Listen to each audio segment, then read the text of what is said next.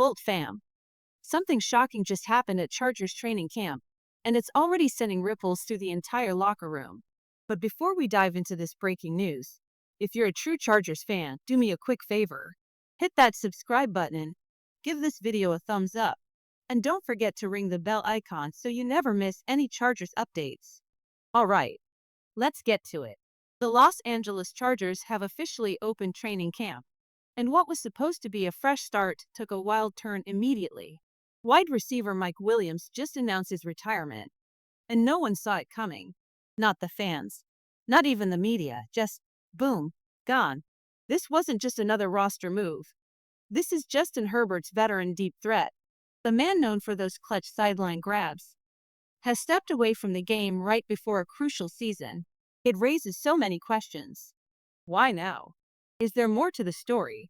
Could it be an injury that wasn't made public? Or maybe the Chargers' revamped receiver room forced the decision? We do know this. Williams was placed on the PUP list, physically unable to perform, which might hint at something more serious going on behind the scenes. And while fans may be divided about the impact, losing Mike means losing a key piece of the offense's rhythm, especially when Herbert's looking to bounce back from last year. But here's the bottom line. The Chargers must find someone who can step into that X-receiver role fast. Training camp just started, but LA already has a crisis to handle.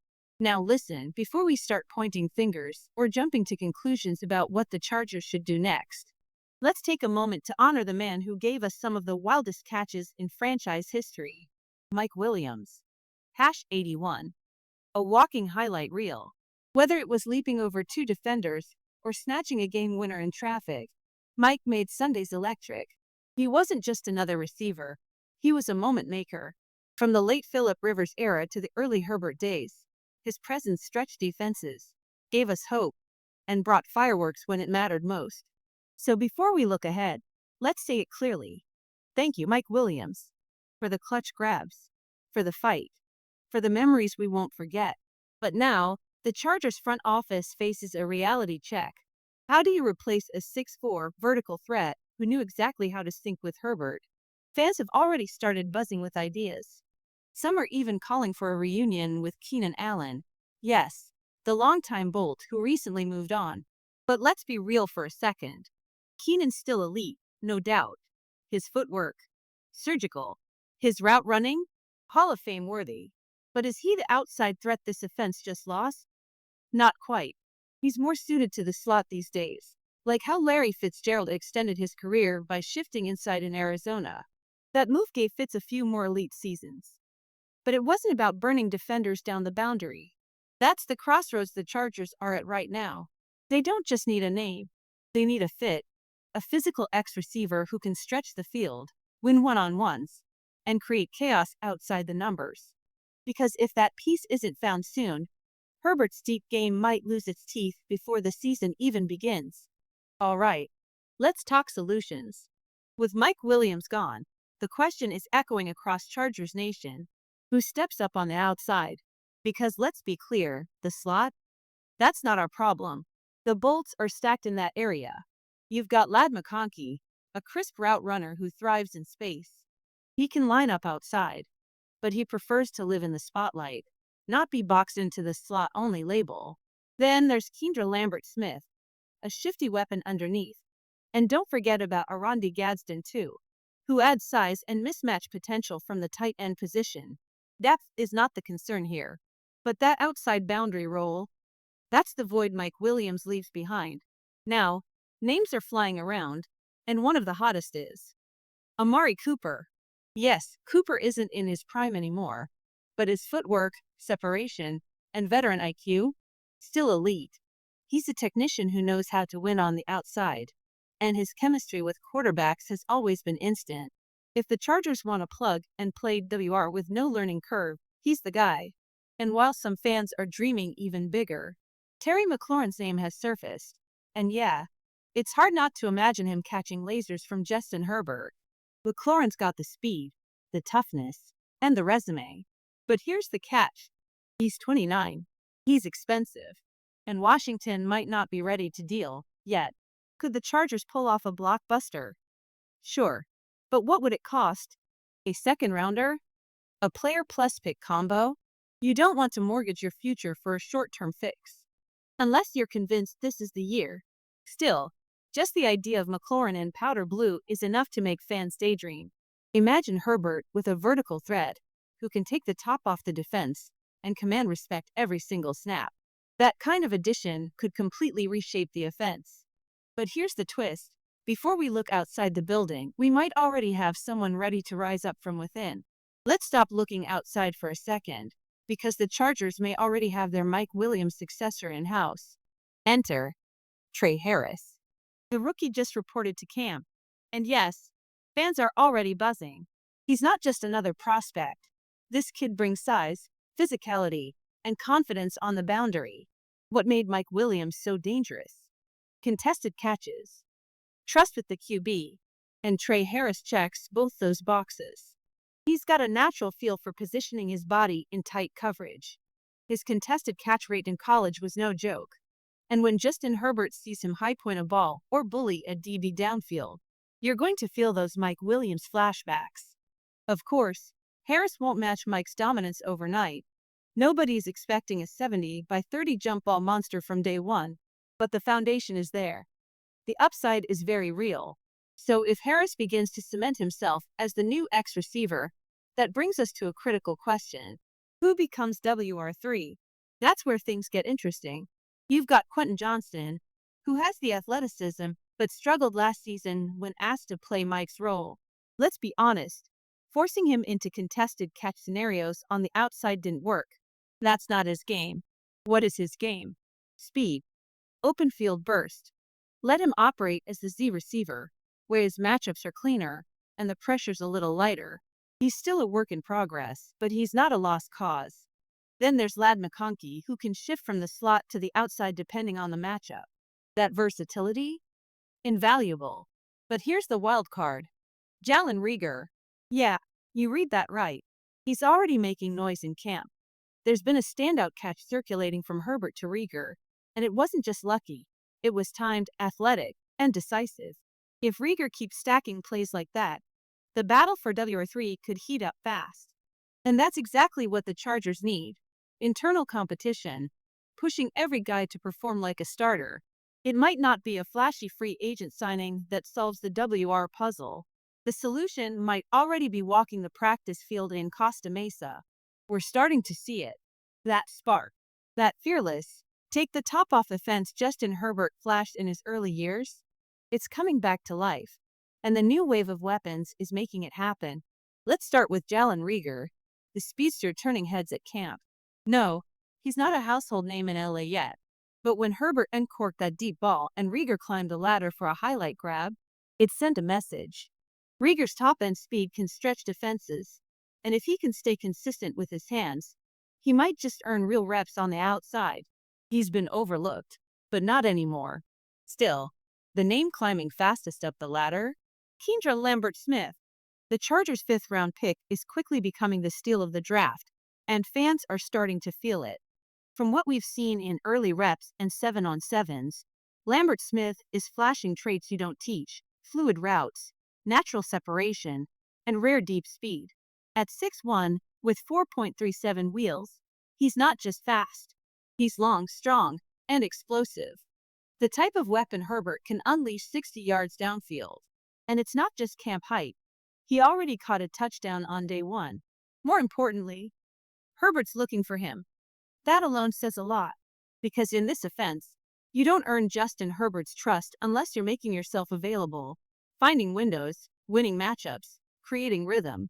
If that chemistry continues to build, don't be surprised if Lambert-Smith carves out a real role this season, not just as a depth piece, but as a playmaker.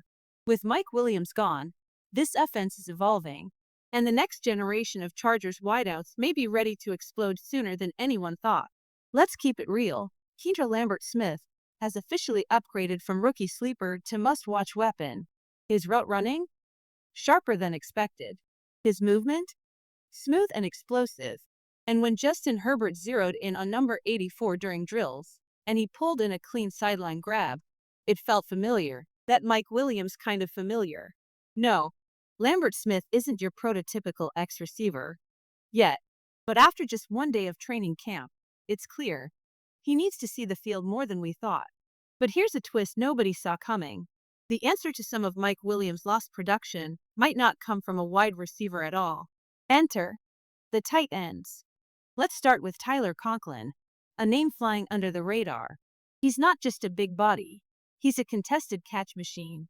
Last year, he hauled in nearly 67% of contested targets, ranking top 3 among all NFL tight ends. And in 2022, he led the league. That's not a fluke. That's consistency. Herbert has long needed a tight end who could win 50 by 50 balls, especially in the red zone. And if Conklin continues on this track, he might become Herbert's new favorite safety valve when plays break down. Then there's the wild card, Oronde Gadsden too. Gadsden isn't just big, he's versatile. He lined up wide nearly 9% of his college snaps and was a top 2 tight end in slot usage. Why does that matter? Because this guy isn't just a seam runner, he's a mismatch nightmare. At 6'5", with a 4.62 40, he brings size, speed, and a catch radius Herbert will absolutely trust. The Chargers have already experimented with lining tight ends outside. Remember the Donald Parham formations? Gadsden offers that same potential, but with more fluid movement and route polish right out of the gate. No, these guys aren't one-for-one Mike Williams replacements, but the combination of power, speed, and versatility gives Kellen Moore some serious weapons to get creative with. And honestly, that's what makes this version of the Chargers offense so exciting. They're no longer dependent on one guy. They're building an arsenal. Let's start with the headline every Chargers fan was waiting for. Trey Harris has officially ended his holdout and is back in camp. It took a while, and yes, the second-round contract drama across the league played a part. But now that number 84 is back on the field, it couldn't come at a better time. With Mike Williams gone, Harris isn't just another rookie. He's suddenly central to the Chargers' offensive future. His presence adds juice to a receiver group still finding its identity, and gives Justin Herbert a new go-to option to build chemistry with right away. And speaking of important pieces, Rashawn Slater is here, practicing, and looking as sharp as ever. The left tackle remains an anchor on the offensive line. Quiet, efficient, dominant, just like we've come to expect. The only thing missing? A well-deserved contract extension. It's puzzling that it hasn't happened yet. Slater is one of the most technically sound tackles in the game, and still on a rookie deal. Get it done, Chargers. The future of Herbert depends on keeping number 70 locked in long-term. Now, for something a little strange, Justin Herbert showed up to camp looking like he came straight from the Sith Temple. Red eyes. Glowing. Eerie. Viral. Fans started calling him Anakin Herbert, joking that he's turned to the dark side. And honestly, the vibe fits. But no, Herbert's not becoming Darth Vader. He's just rocking UV contact lenses to replace the usual tinted visor. He says it helps reduce glare without the hassle of wiping his helmet shield, and apparently, he and Cam Dicker both tried them out together. Still, don't be surprised if those glowing red eyes show up under the lights this season. Revenge of the fifth-year QB? And finally, let's talk about the running backs, because this group is heating up. With Najee Harris still sidelined recovering from an eye injury, the reps have gone to Kimani Vidal, Amarian Hampton, and Raheem Sanders, and they're making the most of it. The Chargers haven't had this much raw competition in the backfield in years. Speed, burst, physicality, and a hunger to seize the moment. Every rep in camp matters, because this unit feels wide open. Bottom line? Between Trey Harris's return, Herbert's dark side glow up, and the energy from these young backs, Chargers training camp is officially on fire. Let's start in the backfield, because Amari Hampton and Raheem Rocket Sanders are already turning heads. Both rookies bring power and agility you can't teach.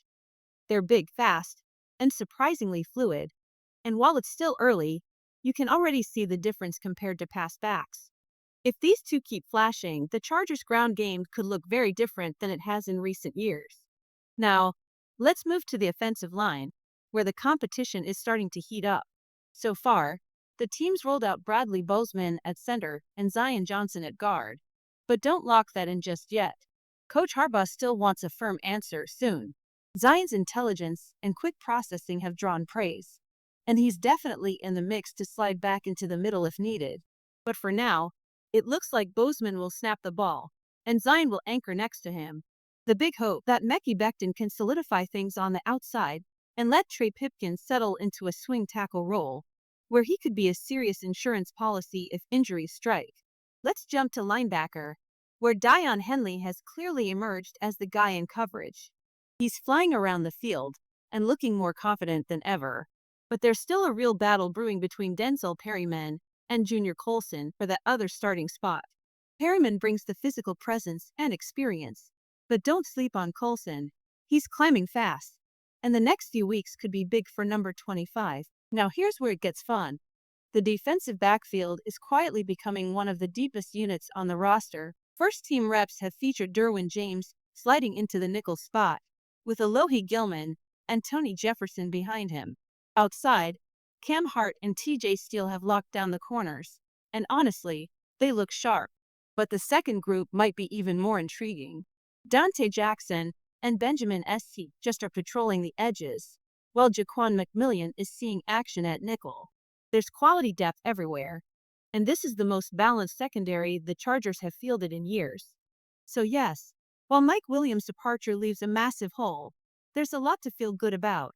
Trey Harris is back. The rookies are flashing. Depth is real. And there's still room for another surprise move before kickoff in Canton. Training camp is just beginning. But this version of the Chargers, it's built tougher, deeper, and more ready than most realize.